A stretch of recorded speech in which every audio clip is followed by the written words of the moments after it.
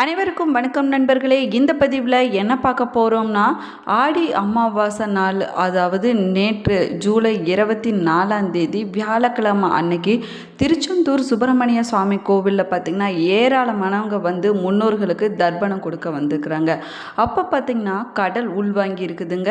அது எதனால் உள்வாங்குச்சு, திருச்செந்தூர் சுப்பிரமணிய சுவாமி கடற்கரையில் என்ன நடந்துச்சு என்பதை பற்றிய தகவல்களை தெரிஞ்சுக்கலாம். வீடியோவை ஸ்கிப் பண்ணாமல் முழுசாக பாருங்கள்.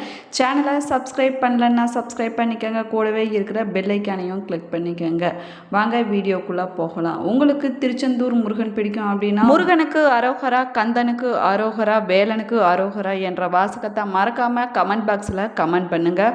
வாங்க வீடியோக்குள்ளே போகலாம். உங்களுக்கு ஜோதிட ரீதியாக சந்தேகம் இருந்துச்சுன்னா இந்த வீடியோவுக்கு கீழே டிஸ்கிரிப்ஷனில் வராகி அம்மன் ஜோதிட நிலையத்தோட தொலைபேசி எண் கொடுத்துருக்கிறேன்.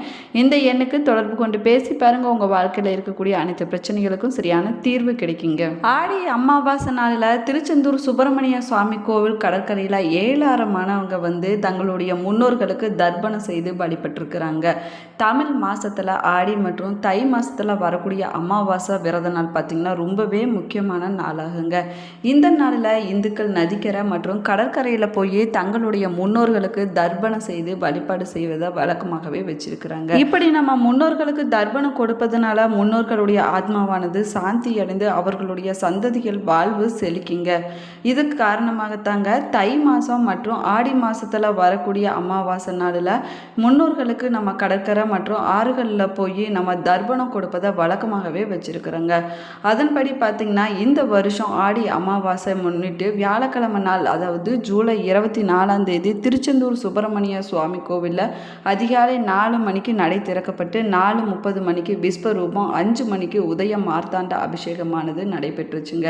இதனைத் தொடர்ந்து காலசந்தி பூஜையாக தீர்த்தவாரி பூஜையானது நடைபெற்றுச்சுங்க. ஆடி அமாவாசை நாளான நேற்று அதிகாலை முதலே ஏராளமான பக்தர்கள் பார்த்தீங்கன்னா கடல்ல புனித நீராடி தங்களுடைய முன்னோர்களுக்கு தர்ப்பணம் செய்திருக்கிறாங்க. அதற்கு பின்னாடி சாமி தரிசனம் செய்து முருகப்பெருமான வழிபாடு செய்திருக்கிறாங்க. இதனால திருக்கோவில் அதிக அளவில் பக்தர்கள் கூட்டத்தால் நிறைஞ்சிருந்துச்சுங்க. ஆடி அமாவாசை நாளை முன்னிட்டு தூத்துக்குடி புதிய துறைமுகம் கடற்கரையில் ஆயிரக்கணக்கானவங்க பார்த்திங்கன்னா முன்னோர்களுக்கு வந்து தர்ப்பணம் கொடுத்து வழிபாடு செஞ்சுருக்கிறாங்க. தூத்துக்குடி புதிய துறைமுக கடற்கரையில் பார்த்திங்கன்னா முன்னோர்களுக்கு தர்ப்பணம் கொடுப்பதற்கான ஆயிரக்கணக்கான மக்கள் அதிகாலை முதலிருந்தே வந்திருக்கிறாங்க.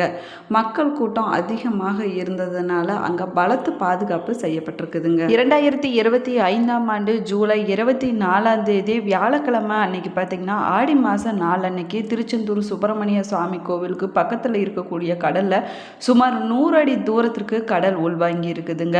ஆடி அமாவாசை நாளில் முன்னோர்களுடைய ஆசையை பெறுவதற்கு பித்ரு தோஷம் போன்ற தோஷங்களிலிருந்து விடுபடுவதற்கு ஒரு முக்கியமான நாளாக இந்த ஆடி அமாவாசை நாள் சொல்லப்படுதுங்க.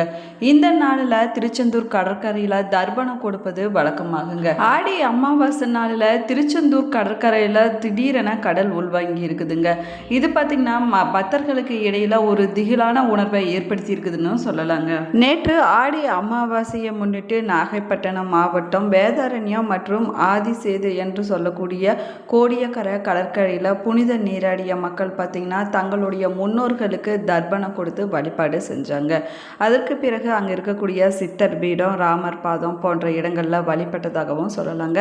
இதே போல் வேதாரண்யம் சன்னதி கடல் பகுதியில் மக்கள் புனித நீராடி முன்னோர்களை வழிபட்டாங்க. இதனைத் தொடர்ந்து ஸ்ரீரங்கம் அம்மா மண்டபம் காவேரி ஆற்று படித்துறையில் அதிகாலை முதலே ஏராளமான மக்கள் வந்து குளித்துவிட்டு படித்துறையில் இருந்து புரோகிதர்கள் மூலமாக முன்னோர்களுக்கு தர்ப்பணம் கொடுத்து அவங்களுடைய முன்னோர்களை வழிபட்டாங்க. அதுக்கு பிறகு ஸ்ரீரங்கம் திருவானைக்காக கோவிலுக்கு சென்று வழிபட்டன.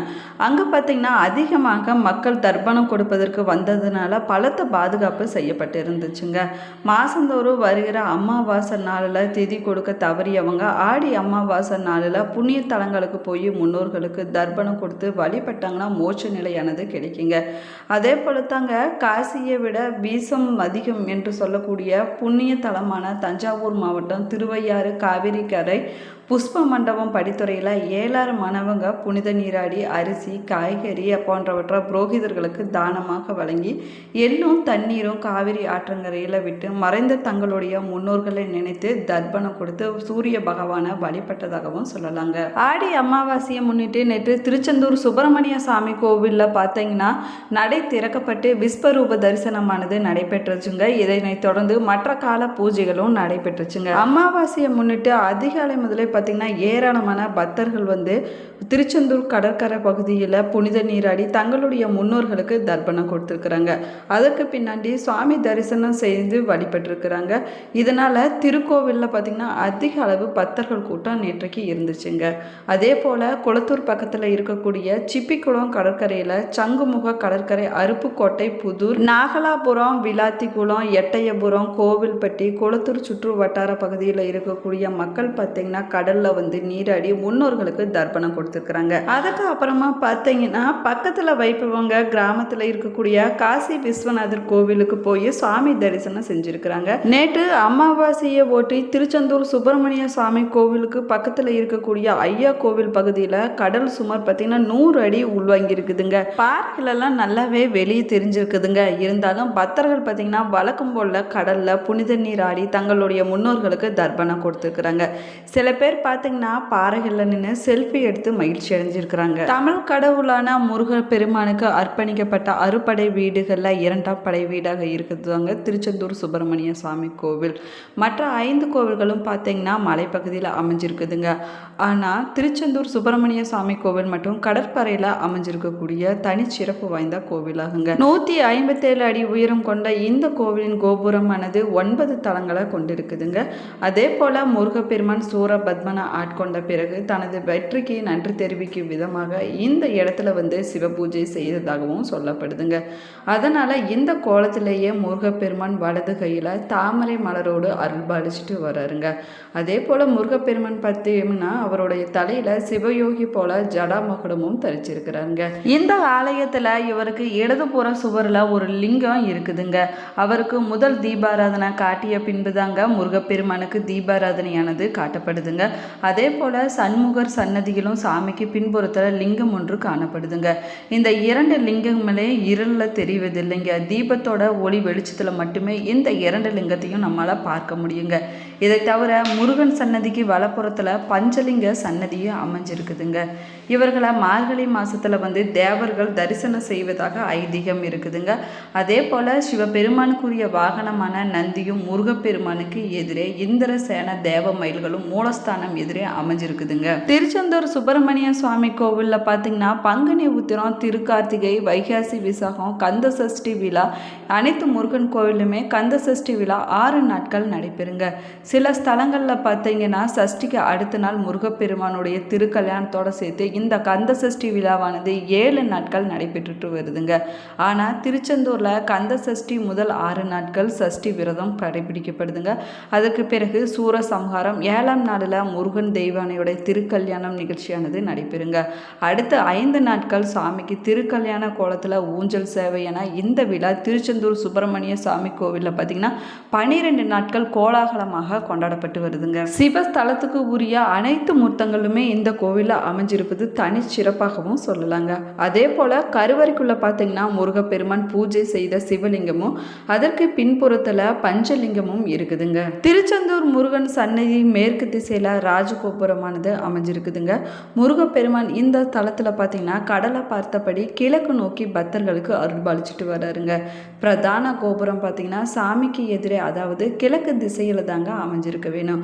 ஆனால் அந்த பகுதியில் கடல் இருப்பதால் மேற்குல கோபுரம் கட்டப்பட்டிருக்குதுன்னு சொல்லலாங்க. முருகப்பெருமானுடைய மூலஸ்தானத்தின் பீடத்தை விட ராஜகோபுர வாசல் ரொம்பவே உயரமாக இருப்பதால் எப்போதுமே அந்த வாசலானது அடைக்கப்பட்டு தாங்க இருக்குது. அந்த வாசல் எப்போ திறக்கப்படுதுன்னு பார்த்தீங்கன்னா கந்த சஷ்டி விழாவின் போது முருகப்பெருமான் திருக்கல்யாணத்தின் போது நள்ளிரவு நேரத்தில் மட்டும்தாங்க, அன்னைக்கு ஒரு நாளைக்கு மட்டும்தாங்க அந்த வாசலானது திறக்கப்படுது. அந்த நேரத்தில் பக்தர்கள் எல்லாம் போவதற்கு அனுமதி இல்லைங்க.